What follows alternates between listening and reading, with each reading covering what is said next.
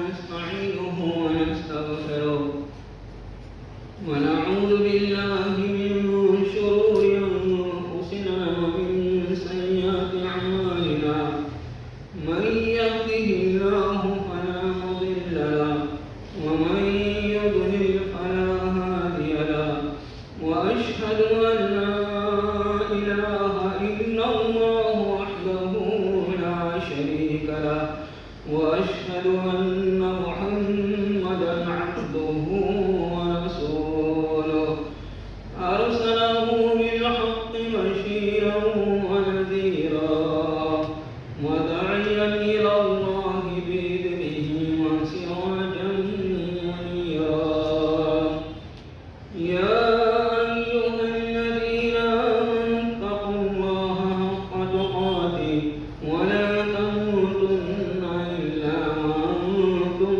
مسلمون يا أيها الناس اتقوا ربكم الذي خلقكم من نفس واحدة وخلق منها زوجها وبث منهما رجالا كثيرا ونساء واتقوا الله الذي تساءلون به والأرحام إن الله كان عليكم رقيبا يا أيها الذين آمنوا اتقوا الله وقولوا قولا سديدا يصلح لكم أعمالكم ويغفر لكم ذنوبكم ومن يطع الله ورسوله فقد فاز فوزا عظيما أما بعد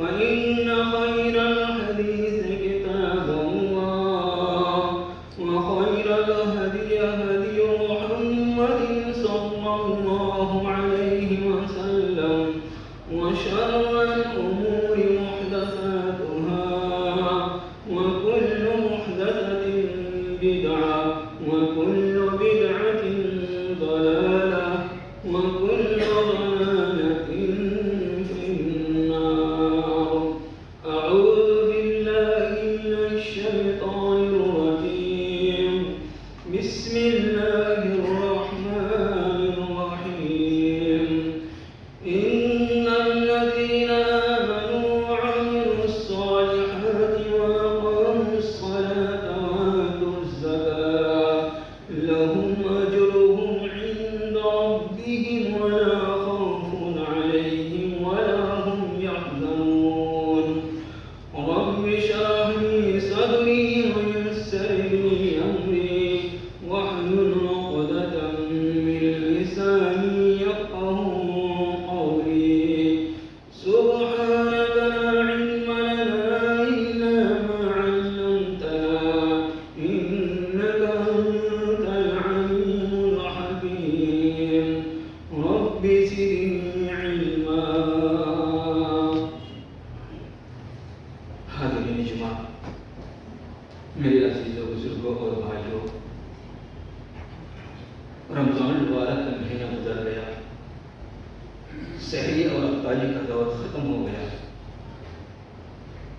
ہم میں سے جو شخص سال بھر تک زندہ رہے گا وہ آئندہ رمضان کے بہاروں کو دیکھ سکے گا لیکن کس کو کیا معلوم کہ وہ آئندہ رمضان تک زندہ بھی رہے گا یا اس سے پہلے قبر کے حوالے کر دیا جائے گا یقیناً خوش نصیب ہیں وہ لوگ جنہوں نے رمضان مبارک کے مہینے میں اپنی مغفرت کرا لی اپنی بخشش کرا لی اور اپنے گناہوں کی معافی اور تلافی کرا لی بد نصیب ہیں وہ لوگ جنہوں نے رمضان مبارک کو پا کر اپنی بخشش نہ کروا سکے اپنے گناہوں کی معافی تلافی نہ کرا سکے میرے بھائیوں رمضان مبارک کے مہینے میں جو ہم نے قیام کیا صیام کیا ذکر و اذکار کیے استغفار کیے ان عملوں کو سنبھال کر رکھنے کی ضرورت ہے ہم اس عورت کی طریقے سے نہ ہو جائیں جو مکے کی ایک خاتون تھی تو رات بھر محنت سے سود کاٹا کرتی تھی. اللہ نے خود قرآن مجید کے اندر بیان فرمایا 14 پارے میں وَلَا تَكُونُوا كَالَّتِي نَقَضَتْ غَزْلَهَا مِن بَعْدِ قُوَّةٍ أَنكَاثًا.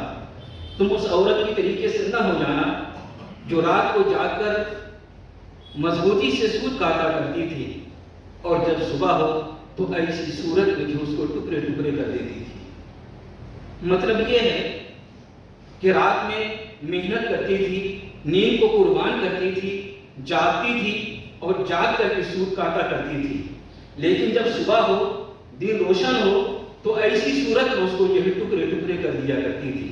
یعنی وہ سود جس کو ایک دوسرے سے ملا ہوا ہونا تھا, کاٹ دینے کی وجہ سے, ٹکڑے ٹکڑے کر دینے کی وجہ سے اب وہ کوئی کام کا نہیں رہا. تو اسی طریقے سے ہم نے جو قیام کیا ہے, راتوں کو جاگا ہے اور ذکر و اذکار کیا ہے, لیلۃ القدر میں اپنی نیند کی قربانی پیش کی ہے, ساتھ ہی ساتھ قرآن کی تلاوت کی ہے.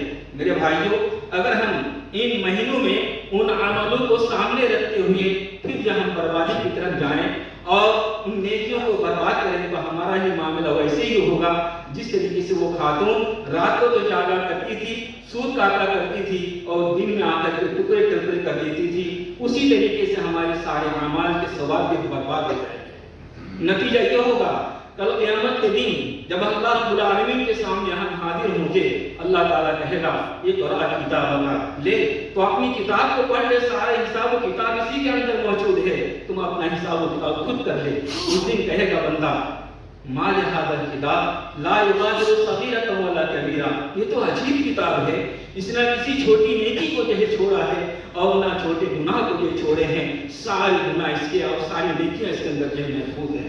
تو میرا بزرگ اور بھائیوں, ضرورت اس بات کی ہے کہ ہم ان نیکیوں کو سنبھال کر رکھنے کی جو ہے کوشش کریں. میرے بھائیوں, آپ خوب جانتے ہیں کہ اسلام کی بنیاد 5 چیزوں پر مشتمل ہے, لیکن ان میں سے 2 ارکان ایسے ہیں کہ جو زندگی میں ایک ہی مرتبہ انجام دینا ہے. اس پر غور کریں کہ 5 ارکان ہیں دین اسلام کے, ان میں سے 2 ارکان ایسے ہیں کہ جو زندگی میں صرف ایک مرتبہ انجام دینا ہے جو آپ پر لاگو ہوتا ہے. ان میں سے ایک حج ہے. اگر استطاعت ہے تو ایک مرتبہ آپ پر حج فرض ہے زندگی میں. اسی طریقے سے کلمہ شہادتین ہے. اب ایک مرتبہ اگر پڑھ لیے تو دین اسلام کے اندر آپ داخل ہو گئے.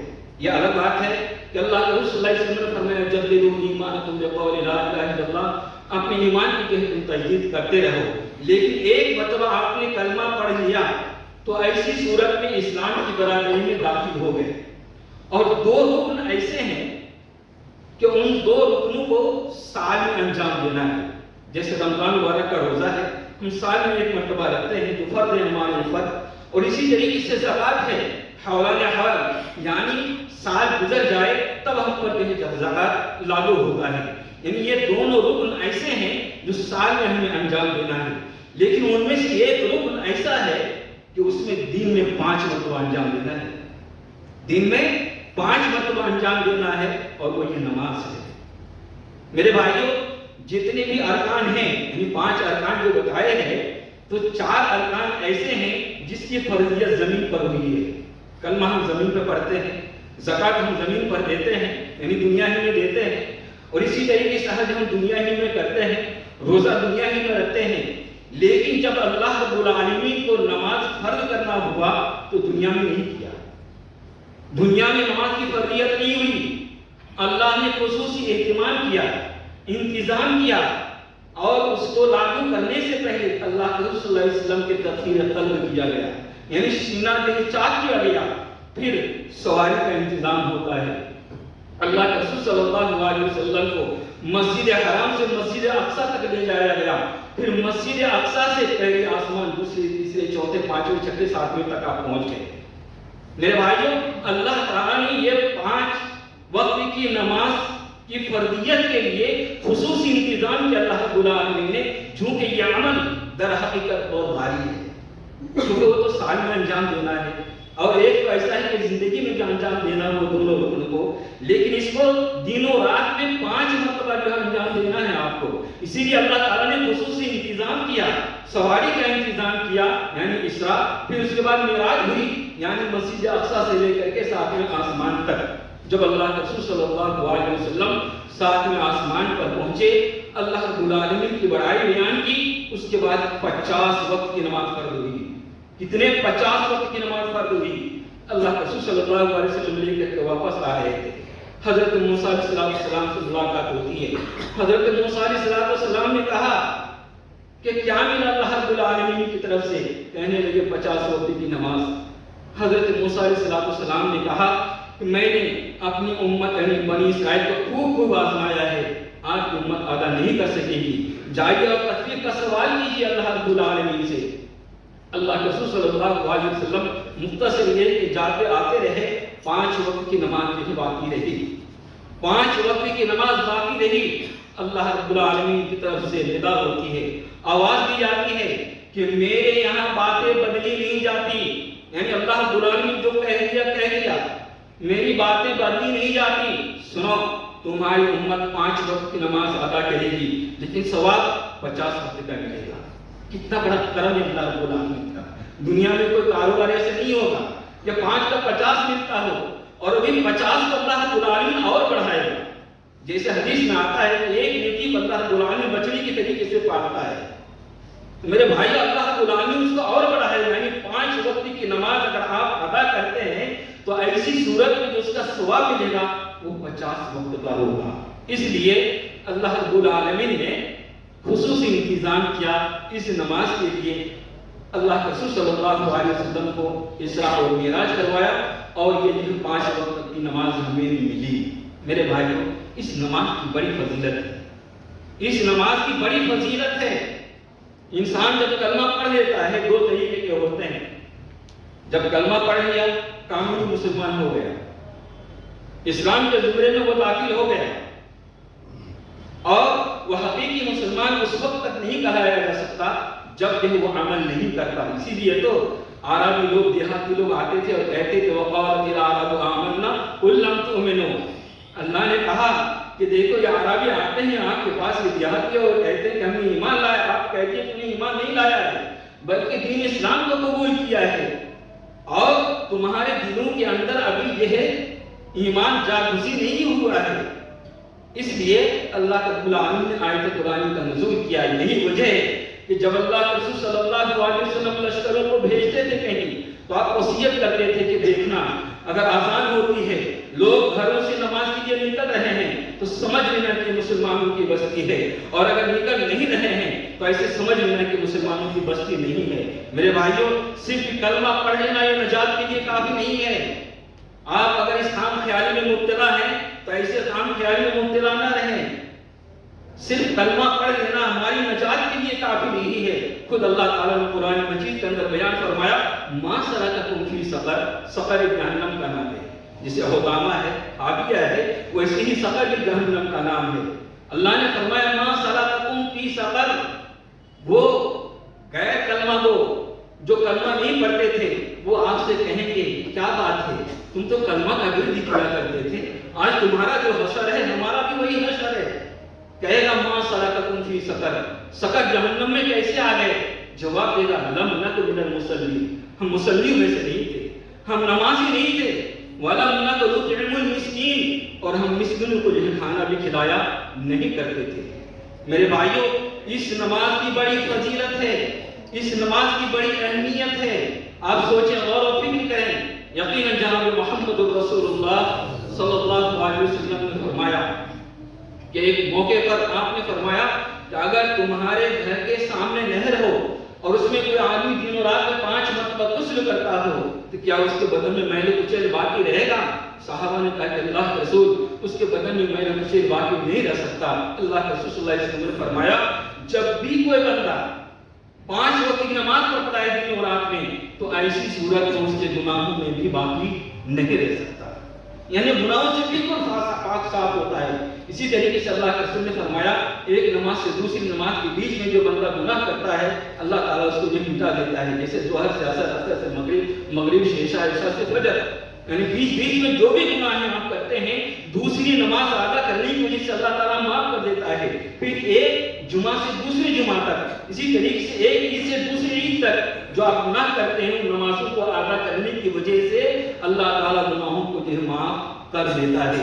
اتنی بڑی فضیلت ہے. ایک حدیث کے اندر اللہ کے رسول صلی اللہ علیہ وسلم پتجھڑ کے موسم میں نکلے، موسم خزاں کے وقت نکلے، اور ایک درخت کی ٹہنی کو آپ نے پکڑا اور پکڑ کر کے ہلایا، پتے جھٹ گرنے لگے. اللہ کے رسول نے فرمایا کہ پتہ ہے میں نے اسے کیوں کیا؟ صحابہ نے کہا کہ اللہ اس کے رسول زیادہ جانتے ہیں. چنانچہ اللہ کے رسول صلی اللہ علیہ وسلم نے فرمایا کہ دیکھو جس طریقے سے اس درخت کی ٹہنی کو میں نے پکڑ کر کے ہلایا ہے اور اس کے پتے جھٹ کر کے گرنے لگے، اسی طریقے سے جب بندہ مومن نماز ادا کرتا ہے تو اللہ تعالیٰ اس کے گناہوں کو اسی طریقے سے جھاڑ دیتا ہے. کتنی بڑی فضیلت ہے نماز کی میرے بھائیوں. لیکن ہم اس نماز کو چھوڑے ہوئے ہیں. صرف ایک سجدہ چھوڑنے کی وجہ سے اللہ تعالیٰ نے جنت سے باہر کر دیا تھا. شاید آپ سمجھ گئے ہوں گے، صرف ایک سجدہ تھا. شیطان سے کہا تھا اللہ رب العالمین نے سجدہ کر حضرت آدم علیہ السلام کو. شیطان سے تو یہی کہا تھا کہ سجدہ کر، نہیں سجدہ کیا. واستکبر، اللہ کہتا ہے کہ اس نے استکبار کیا، نہیں کیا. فابا، انکار کر دیا اس نے. اللہ تعالیٰ نے کہا فاخرج منہا فإنک رجیم، نکل جا یہاں سے، تو جو ہے سرکش ہو گیا. اللہ تعالیٰ نکال کر کے باہر کر دیا. صرف ایک سجدہ نہ کرنے کی وجہ سے جنت سے نکال کر کے باہر کر دیا اللہ رب العالمین. ہم کتنے سجدہ چھوڑے ہوئے ہیں بھائی، ہم کتنے سجدے چھوڑے ہوئے ہیں. کہ آپ نے غور کیا ہے، اذان ہوتی ہے، نکڑوں پر، چوراہے پر، بیگوں پر بیٹھ کر کے آدمی موبائل دیکھتا ہے، بیٹھا ہوا ہے، کوئی فکر نہیں. تو کیا اللہ رب العالمین کی مدد آئے گی؟ اللہ تعالیٰ نے فرمایا وَاسْتَعِينُوا بِالصَّبْرِ وَالصَّلَاةِ، تمہاری مدد ہوگی اگر تو نماز کے ذریعے سے اور صبر کے ذریعے سے. تو نماز تو ہم چھوڑے ہوئے ہیں، صبر تو جانے دیجیے، نماز تو ہم چھوڑے ہوئے ہیں. ایسی صورت میں کہ اللہ رب العالمین کی مدد آ سکتی ہے. جو وقت بھی جو ہے پاس ہوا ہے، واگلا مچا رہے ہیں اور نہ جانے کیسی کیسی جو ہے باتیں آ رہی ہیں سامنے ابھار کر کے، ذرا سوچیں، غور و فکر کریں. ایسی صورت میں ہمیں نماز سے جو مدد مانگنی چاہیے اللہ رب العالمین سے.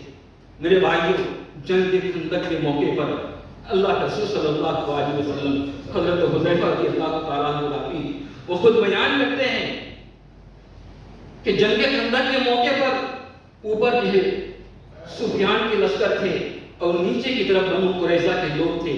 اور ایسی صورت میں ہم لوگ اپنے اہل و عیال کو بالکل غیر محفوظ سمجھتے تھے. کہیں پیچھے سے حملہ نہ ہو جائے، کہیں آگے سے حملہ نہ ہو جائے.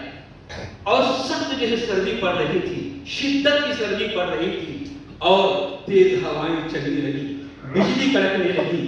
چنانچہ اللہ صلی اللہ علیہ وسلم نے حضرت حذیفہ رضی اللہ تعالیٰ عنہ سے کہا کہ جاؤ اور ابو سفیان کے لشکروں کے بیچ میں جاؤ اور پورا پتہ لگا کر کے آ کہ وہ کیا کر رہے ہیں. حضرت حذیفہ رضی اللہ تعالیٰ عنہ کہتے ہیں کہ مجھے بڑا ڈر لگ رہا تھا. یعنی ہوتا ہے نا بات، آدمی کا جو ہے دل کمزور ہوتا ہے.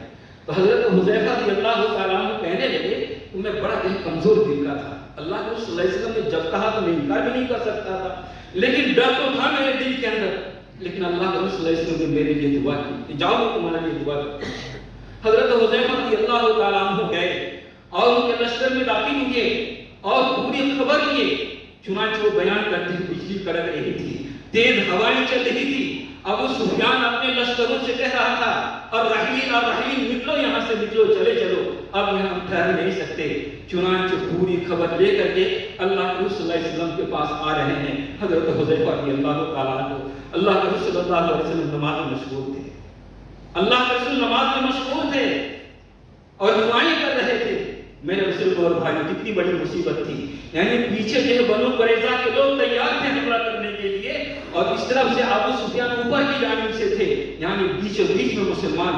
ایسی صورت میں اللہ کے رسول صلی اللہ علیہ وسلم نماز سے بھی مدد مانگتے ہیں. یا ایھا الذین آمنوا استعینوا بالصبر والصلاۃ، نماز کے ذریعے سے مدد مانگو، صبر کے ذریعے سے مدد مانگو.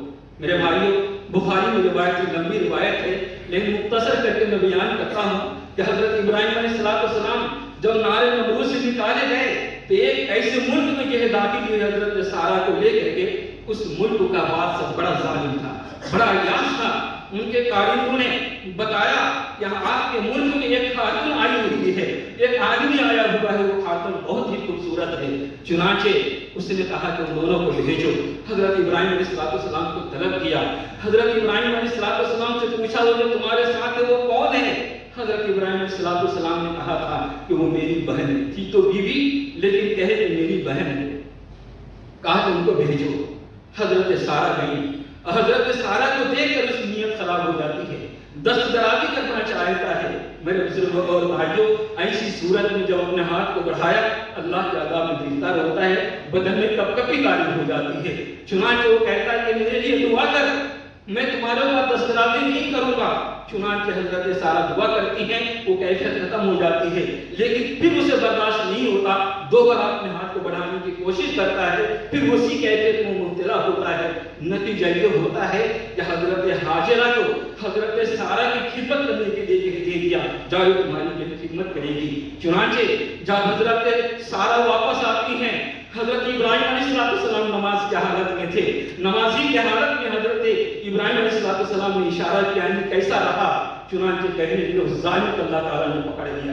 میرے بھائیوں، یہ نماز کی برکت تھی، اللہ نے فرمایا تھا وَاسْتَعِينُوا بِالصَّبْرِ وَالصَّلَاةِ، نماز کے ذریعے سے تم مدد مانگو۔ میرے بھائیوں، جو حالات ہیں ایسی صورت میں ہونا یہ چاہیے کہ ہم نماز کا اہتمام کریں، نماز کی جو ہے پابندی کریں۔ اگر نماز کی پابندی نہیں کرتے تو ایسی مصیبتیں جو آتی رہیں گی۔ یقیناً رمضان مبارک کے مہینے میں مسجد جو بھری ہوئی رہتی تھی اور پہلی صف میں نماز پڑھنے کے لیے لوگ سبقت کرتے تھے، چاہتے تھے کہ میں کسی طریقے سے پہلی صف میں دوسری صف میں بھی پہنچ جاؤں، لیکن آج وہ ایمان کہاں چلا گیا؟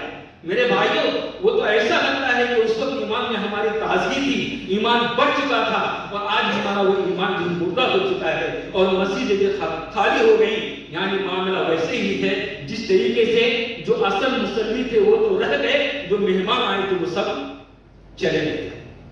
میرے بھائیوں، نماز ضرورت اس بات کی ہے کہ نماز جو ہے باقاعدہ وقت جو فرض کی گئی ہے جماعت کے ساتھ، اس کو جماعت کے ساتھ ادا کرنے کی کوشش کریں۔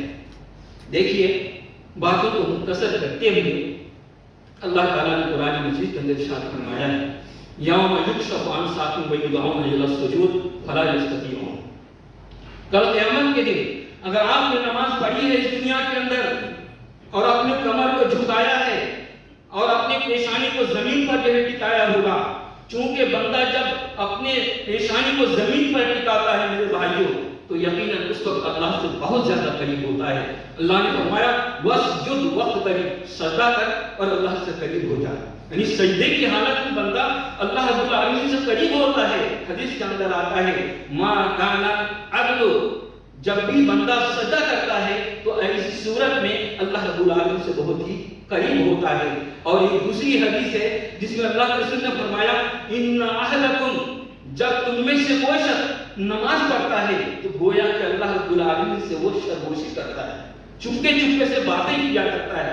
میرے بھائی، جو سجدے کی جو کیفیت ہوتی ہے، سجدے کی جو صورت ہوتی ہے، شکل ہوتی ہے، اللہ تعالیٰ کو بہت ہی محبوب ہے۔ آدمی کا سب سے معزز حصہ پیشانی ہے، یہ ناک ہے، چہرہ ہے، اسی چہرے پر زمین پر ٹیکے ہوئے ہیں، اور جو سطر کا حصہ ہوتا ہے اس سطر کے حصے کو آپ کو اوپر اٹھائے ہوئے ہوتے ہیں اور کہتے ہیں سبحان ربی الاعلی، یعنی اللہ کی بڑائی اور پاکیہ بیان کرتے ہیں۔ ذرا سوچیں، یہ ادا اللہ رب العالمین کو بہت ہی پسند ہے۔ اسی لیے سجدے کی حالت میں ہمیں جو کثرت سے دعا کرنے کا حکم دیا گیا ہے۔ میرے بھائیوں، ذرا سوچیں، غور و فکر کریں، جو بندہ اس دنیا میں اپنے کمر کو جھکایا ہوگا، اسی طریقے سے سجدہ کیا ہوگا، کل اللہ رب العالمین اپنی پنڈلی کو کھولے گا۔ اللہ نے قرآن میں کہا یوم یکشف عن ساق ویدعون الی السجود فلا یستطیعون، جب اللہ رب العالمین اپنی پنڈلی کو کھولے گا اور اللہ رب العالمین سجدہ کرنے کے لیے کہے گا تو جن لوگوں نے اس دنیا میں سجدہ کیے ہوئے ہیں فوراً سجدے میں گر پڑیں گے۔ یعنی اللہ تعالیٰ اس کی کمر میں وہ طاقت دے گا کہ فوراً جو وہ سجدے میں گر پڑے گا اور اللہ کو سجدہ کرے گا، کہے گا اے رب تجھے بے کر دیکھے ہم سجدہ کرتے رہے اور تجھے دیکھ کر کہ ہم سجدہ کیوں نہ کریں۔ چنانچہ فوراً سجدہ کر بیٹھیں گے۔ لیکن وہ لوگ جو سجدہ نہیں کرتے اللہ رب العالمین کو، نماز کی پابندی نہیں کرتے، نماز کا اہتمام نہیں کرتے، ایسے لوگوں کے پیٹھ پر اللہ رب العالمین تخت کی طریقے سے بنا دے گا، وہ چاہے گا بھی تو سجدہ نہیں کر سکتا۔ اس لیے میرے بزرگوں اور بھائیوں، نماز کی عادت ڈالیں۔ اگر نماز کی عادت ڈالیں گے تو اللہ رب العالمین کے ہاں سجدہ کر سکیں گے، ورنہ لوگ دیکھیں گے یقیناً یہ اللہ کے فرما بردار ہیں اور یہ لوگ اللہ کے باغی ہیں، نافرمان ہیں۔ اس لیے نماز کا اہتمام کریں۔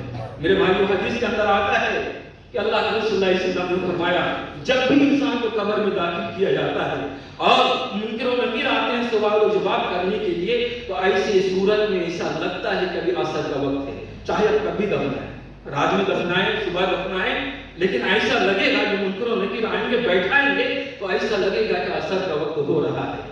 اور ایسی صورت میں جب سوال کرنے کے لیے وہ روبرو ہوں گے اور پوچھیں گے من ربوں کا، ماں دینوں کا، من نبیوں کا، اس وقت وہ کہیں گے کہ چھوڑو مجھے، کیوں بکواس کر رہے ہو، نماز کا وقت ہو رہا ہے، عصر کا وقت ہو چکا ہے، مجھے نماز پڑھنے کے لیے دیا جائے۔ پھر فرشتے سوال نہیں کریں گے، کہیں گے نم کلاؤ روز، ویسے ہی سو جا جس طریقے سے نوے دن کی دلہن جو سلائی جاتی ہے، یعنی نوے دن کی دلہن جو ہوتی ہے اپنے آپ بھی گھر میں نہیں جانا چاہتی، لیکن گھر والے اس کو لے جاتے ہیں اور کہتے ہیں یہ تمہارا گھر ہے، یہ بستر ہے، جاؤ یہاں پڑھ کے سو جاؤ، چنانچہ وہ ساتھ سو جاتی ہے۔ تو اسی طریقے سے جو نماز کے عادت ڈالے ہوئے ہوں گے تو اس وقت کہیں گے عصر کا وقت ہے، یہ بکواس بند کرو اور مجھے چھوڑ دو، چنانچہ فرشتے کہیں گے اب تم سو جاؤ۔ اسی طریقے سے جس طریقے سے نوے کی دلہن جو سو جاتی ہے، اس لیے میرے بزرگوں اور بھائیوں ضرورت اس بات کی ہے کہ ہم نماز کا اہتمام کریں، نماز کی پابندی کریں، نماز کے ذریعے سے اپنی مشکلات کو حل کرنے کی جو کوشش کریں، چاہے کاروباری آپ کو مشکلات ہوں، حکومت کی طرف سے جو مشکلات آتے ہوں، یا اسی طریقے سے رشتہ داری میں جو مشکلات آتے ہوں، آپ نماز پڑھ کر اللہ رب العالمین سے دعا کریں، اللہ تعالیٰ ان مشکلوں کو جو حل کرے گا۔ اللہ تعالیٰ سے دعا ہے کہ ہم سبوں کو پکا سچا نمازی بنا دیں۔ بارک اللہ لنا ولکم فی القرآن العظیم ونفعني وإياكم بالآيات والذكر الحكيم إنه تعالى جواد كريم ملك بر رؤوف رحيم۔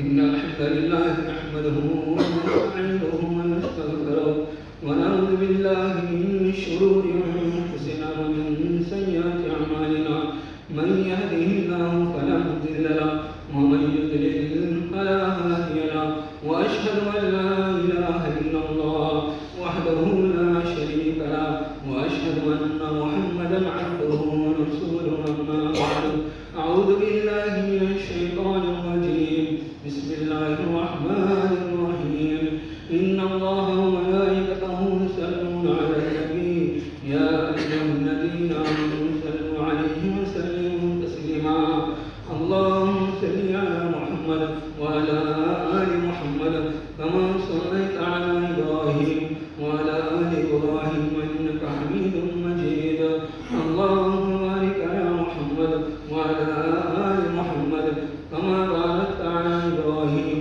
وعلى آل إبراهيم إنك حميد مجيد۔